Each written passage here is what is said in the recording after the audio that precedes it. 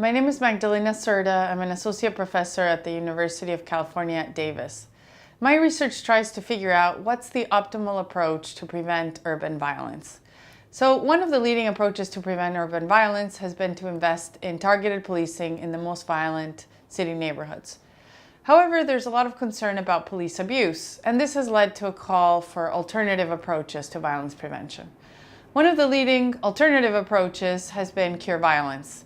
In cure violence, what are called interrupters and outreach workers, who actually come from communities themselves, work with family members and friends of victims of violence to mediate ongoing disputes and to prevent retaliation.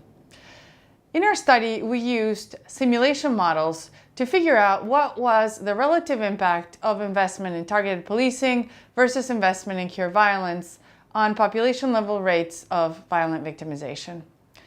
Our simulation model is basically like if you were to play SimCity. We basically set up an artificial population that resembled the New York population, and that was placed in a grid that resembled New York neighborhoods.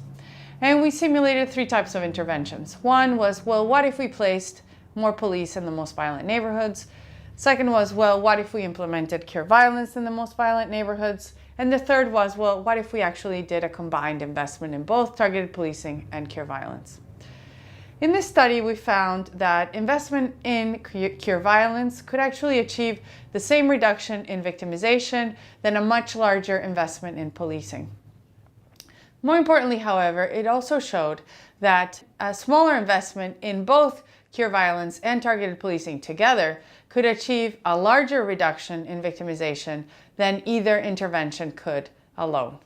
So this shows that effective strategies to prevent violence must involve collaboration across multiple sectors, including public health and criminal justice. And we can do more for violence that way than if we take an isolated approach of either criminal justice or public health.